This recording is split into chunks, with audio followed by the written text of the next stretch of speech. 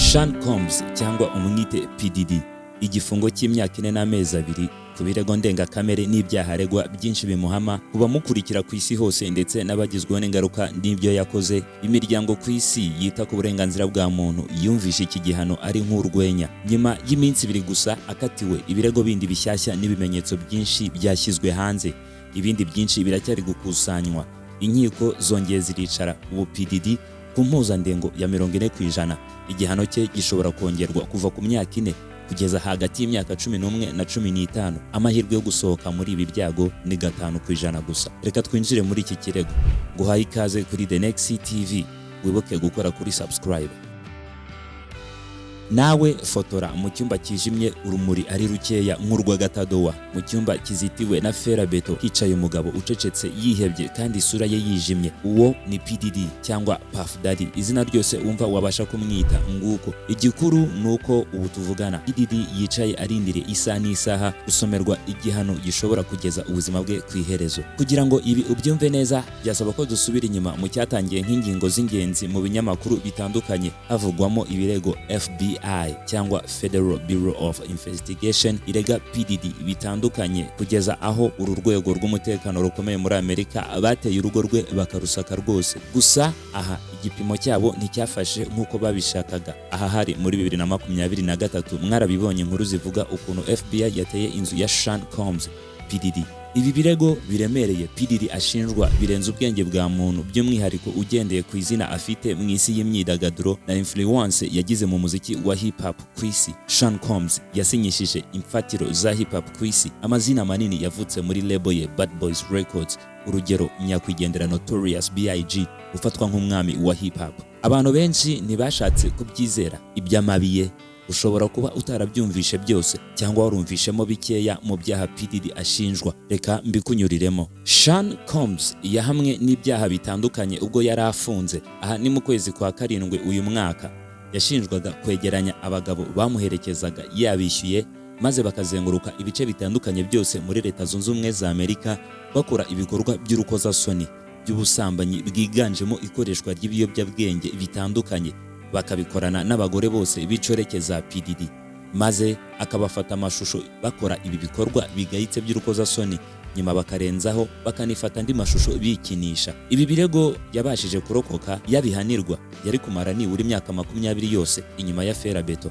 Urukiko rwaburanishije runahamya PDD bimwe mu byaha biremereye birimo ubuforoderi bwa business zitemewe ku bw'inyungu bwite, n'ibindi birimo kugura no gucuruza abantu ukabajyana mu bikorwa by'ubusambanyi ku bushake. Ibi ngibi byonyine yari bihagije kumushyira mu kaga ko gukatirwa igihano cya burundu bidasubirwaho.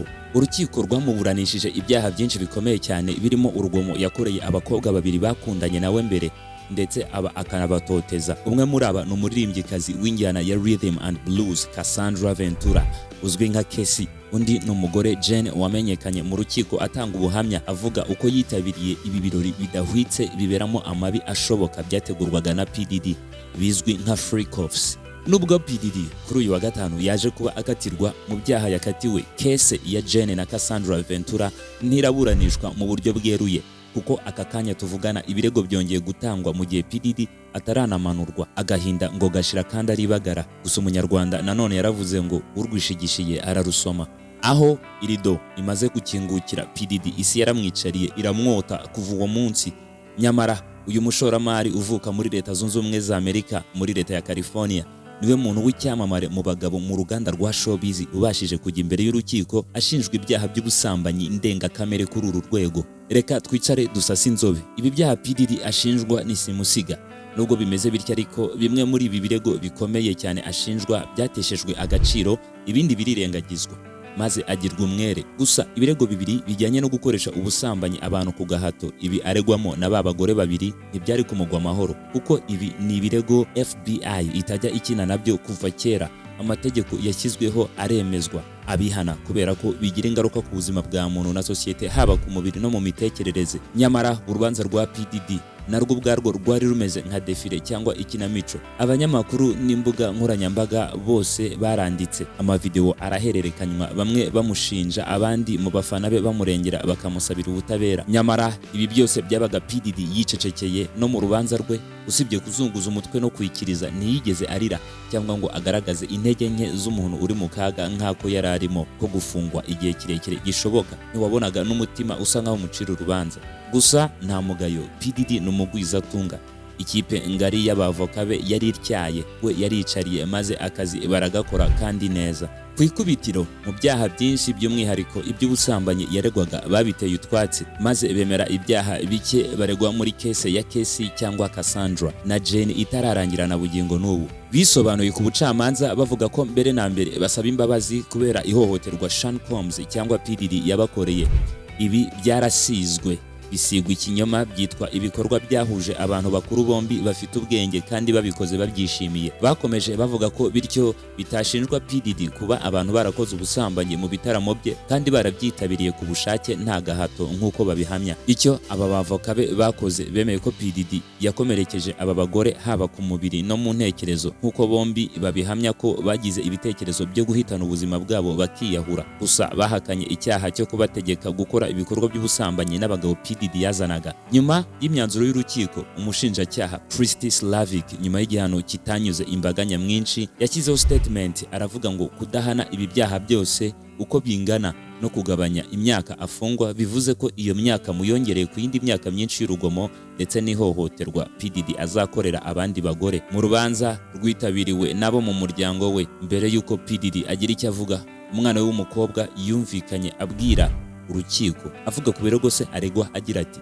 ntabwo turi gushaka ingingo imuhanaguraho amakosa yakoze. Iyi nkumi y'imyaka 18 Jesse Combs yabivugaga ibi asuka amarira, asoza ijambo rye agira ati, perezida w'urukiko, uyu aracyari data wacu, uko byagenda kose turacyamukeneye mu buzima bwacu nk'abana be. Sean Combs cyangwa PDD utarigeze na rimwe agaragara asa nkaho ababajwe n'urubanza rwe kuva mu ntangiriro, yahise yubika umutwe amarira amuzenga mu maso nyuma y'uko umukobwa we avuze iryo jambo. Urubanza rwamaze amasaha menshi kubera drama nyinshi zari ziri kuberamo. Abavoka ku ruhande rwa PDD bari baje bateguye koko. Mbere y'uko bamuburanira babanje kwerekana amashusho menshi ya PDD akora ibikorwa bitandukanye by'ubugiraneza, atanga ubufasha butandukanye, harimo ibikorwa byo kuremera abababaye kurusha abandi, amashusho ari gukina n'abana be bahuje urugwiro, ibiganiro mbwirwaruhame yagejeje ku banyeshuri b'ibigo bitandukanye yaba kaminuza na za segonderi. Aha yagendaga nk'umushyitsi mukuru uje gutanga impanuro nk'umuntu wagize uruhare mu mpinduka ku isi. Ndetse herekanwa amashusho yiwe ubwo yirukankaga muri marato yabereye i New York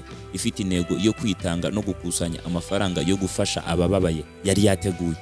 Mu gitondo cyo kuwa gatatu Ukwakira uyu mwaka turimo wa 2025 wari umunsi wo gusomerwa. PDD mu ijambo yavuze mu rubanza yumvikanye avuga ko atewe ikimwaro n'ibikorwa bye bidahwitse. Akomeza avuga ko ari umugambi wa Sekibi wamugushije mu cyaha nk'abandi bose. Arenzaho avuga ko atari ubushake bwe, ko muri kamere ye isanzwe atari umuntu mubi. Ngira ngo niyo mpamvu habanje no kwerekanwa amavideo ye. Yasoje avuga ko atari gusaba imbabazi ahubwo asaba andi mahirwe. Nyamara aya yari amatakira ngo ye. Urukiko rwakatiye uyu mustari ufatwa nk'uwashyize ibuye ry'ifatizo kuri hip hop PDD igifungo cy'imyaka 4 n'amezi 2 ndetse n'ihazabu y'ibihumbi 500 by'idolari. Iki gifungo kikaba kizabarwa bahereye umunsi wa mbere Sean Combs afatwa agafungwa mu kwezi kwa Nzeri umwaka ushize wa 2024. Bivuze ko asigaranye imyaka 3 yonyine, umwe wavuyeho kera. Ibi ntibizarangiriraho.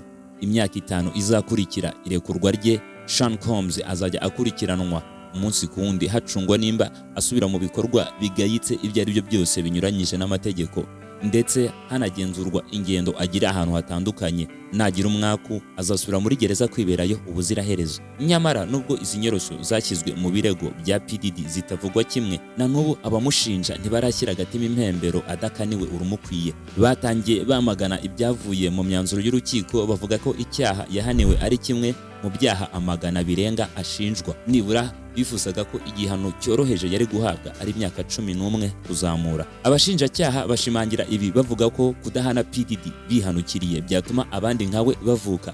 bakishora mu bikorwa bibi nk'ibye cyangwa n'ababikoraga gake bakongera umuvuduko. Nyamara nubwo PDD asigaje gusa koherezwa kuri gereza aho azakora igihano cye, ntago abamushinja basoje baryamiye amajanja kuko ibirego byinshi biracyaza.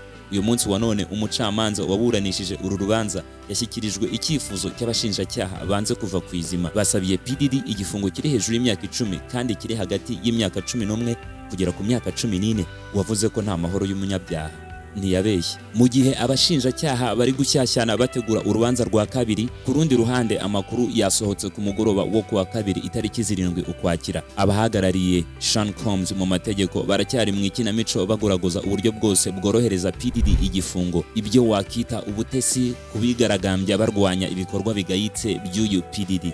Ubusanzwe PDD afungiye i Brooklyn muri facility yitwa Brooklyn's Metropolitan Detention Center. Itsinda rinini ry'abavoka ba Sean Combs, PDD, Mark Agnifilo, Brian Steele na Alexandra Shapiro Nathan, aba bombi basabye urukiko binginga ko Sean Combs cyangwa PDD yakorera igihano cye muri Fort Dix. Iyi ni post y'abasirikare izwi ku izina rya ASA, Army Support Activity.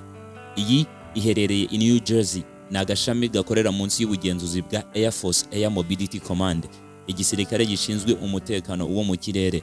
Ibi barabisaba bitwaje impamvu zinyuranye, zirimo kuba aribo bafite ubushobozi bwo kwita ku bakoronijwe n'ibiyobyabwenge, bakabaha imiti ivura abayogojwe nabyo, ndetse bagatanga uburezi mu bikorwa cyangwa imirimo ifasha abakiriya babo kugera ku ntego ariyo guhinduka umuntu usanzwe uzira ikiyobyabwenge mu mubiri. Bongeraho ko kandi ibi byafasha umuryango we utuye i New York kujya bamusura bitabagoye. Nyamara hejuru y'ubu busabe, umwanzuro waho imfungwa igomba kujyanwa kugororerwa ufatwa n'ibiro bishinzwe amagereza Federal Bureau of Prisons. Mu gihe hataratangazwa umwanzuro mu buryo bweruye, PDD akomeje kuba afungiye muri Metropolitan Detention Center. Amakuru ya raundi ya kabiri y'isubukurwa ry'uru rubanza reka tuyategereze kuko ni vuba aha, maze ubutabera bukora akazi kabwo. Ese aho iri si ryo herezo ry'icyamamare gikuru ku isi Sean Combs cyangwa umwite PDD? Nitwa Ruzibiza, ndagushimiye cyane. Ibiganiro nk'ibi nakagaruka utangira ukora subscribe, like, share na comment. Tubane mu buzima bwa buri munsi. Peace.